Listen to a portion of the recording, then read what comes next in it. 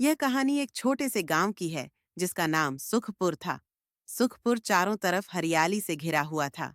यह गांव इतना शांत था कि लोग इसे स्वर्ग का कोना भी कहते थे। लेकिन एक दिन ऐसा हुआ जिसने गांव के इस शांत माहौल को पूरी तरह बदल दिया। गांव के बाहर एक पुराना टूटा फूटा हवेली जैसा घर था, जिसे लोग भूत बंगला कहते थे।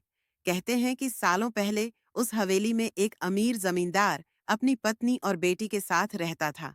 लेकिन एक रात अचानक आग लगने से जमींदार का पूरा परिवार उस घर में मारा गया। तब से लोगों का मानना था कि वहां भूतों का वास है।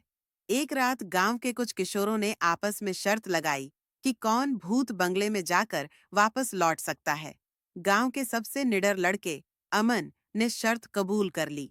अमन के दोस्त उसे रोकना चाहते थे, लेकिन उसका हौसला और जिद किसी के बस में नहीं थी। रात के ठीक 12 बजे अमन ने एक टॉर्च और अपनी हिम्मत के साथ भूत बंगले की ओर कदम बढ़ाए।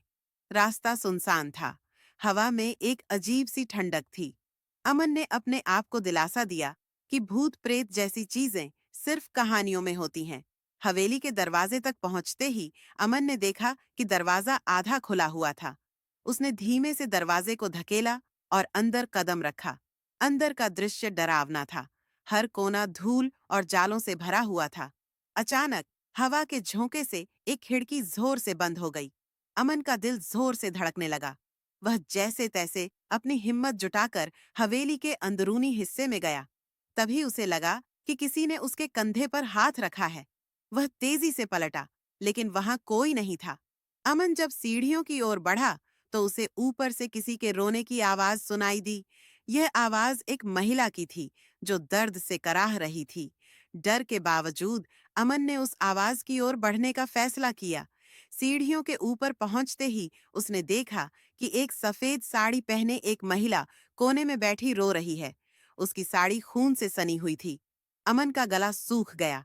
वह पलटकर भागने वाला था कि उस महिला ने अपना चेहरा उठाया। उसका चेहरा पूरी तरह से जला हुआ था। उसकी आंखें लाल थीं और वह अमन को घूर रही थी। अमन ने डरते हुए पूछा, तुम कौन हो? महिला ने कराहते हुए कहा, मैं इस घर की मालकिन हूं। हमें धोखे से मारा गया था। अब हम शांति चाहते हैं। महिला ने अमन को पूरी घटना बताई। उसने बताया कि जमींदार के एक दुश्मन ने हवेली को जलाकर उनके पूरे परिवार को खत्म कर दिया। उनकी आत्माएं तब से इस घर में फंसी हुई हैं क्योंकि उन्हें न्याय नहीं मिला। अमन ने साहस जुटाकर कहा, मैं तुम्हारी मदद करूंगा, लेकिन मुझे बताओ कि मैं क्या कर सकता हूँ। महिला ने कहा, गांव के पीपल के पेड़ के नीचे एक कलश दबा हुआ है। उसमें हमारे परिवार के हड्डियां हैं। उन्हें सही जगह पर दफनाओ और हमारी आत्माओं को मुक्ति दिलाओ।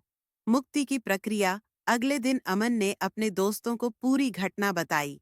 पहले तो किसी ने उस पर यकीन नहीं किया, लेकिन जब उसने दोस्तों को पीपल के पेड़ के पास खोदने के लिए कहा, तो सच सामने आ गया। वहां वाकई एक पुराना कलश निकला।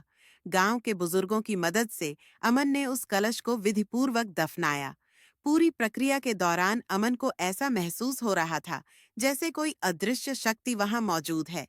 कलश के दफनाने के बाद हवेली से रोने और चीखने की आवाजें हमेशा के लिए बंद हो गईं। गांव वाले अब उस हवेली के पास जाने से नहीं डरते थे।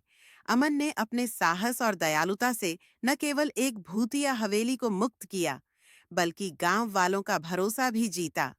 आज भी सुखपुर में अमन की यह कहानी बड़े चाव से सुनाई जाती है।